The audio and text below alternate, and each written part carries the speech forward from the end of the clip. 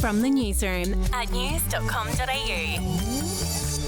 G'day, I'm Andrew Bucklow and this is the latest from the newsroom. It's Friday the 28th of January. Prime Minister Scott Morrison has broken his silence on the Grace Tame controversy. Miss Tame made headlines this week when she refused to smile during a photo op with the PM. Here's what Mr Morrison had to say on 4BC Radio this morning. Grace is a passionate person who's raised important issues. She's had a terrible life, things happen to her deals, the abuse.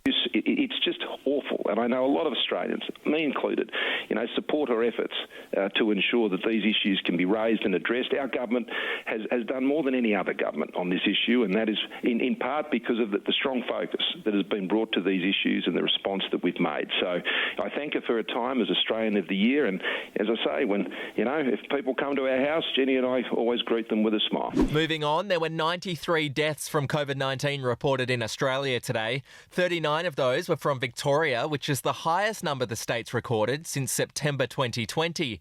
There were 35 fatalities in New South Wales, 18 in Queensland and 1 in the ACT. To the US now, a murderer on death row has been executed after requesting an enormous final meal. Donald Grant was convicted of killing 2 people in 2001 and received a lethal injection in Oklahoma this week. For his final meal, he asked for sesame chicken, 6 egg rolls, prawn fried rice and a large apple fritter. To sport now, Greater Western Sydney player and practising Muslim Haneen Zareka won't play this weekend after deciding not to wear the team's pride jumper on religious grounds. It's understood she addressed her teammates earlier this week, some of whom are members of the LGBTQIA community.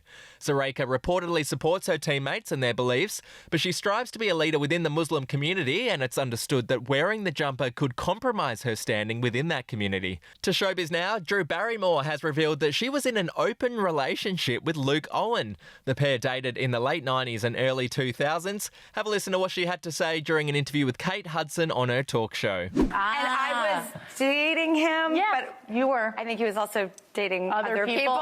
Yeah, totally. It was an open relationship. We were young. It's so fun because when you're young, you're like, it's low stakes.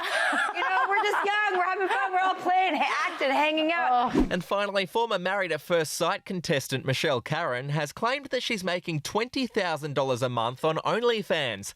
The 51-year-old single mum appeared on the Channel 9 reality show back in 2020. She turned to OnlyFans for money after being let go from her job because she refused to get vaccinated against COVID.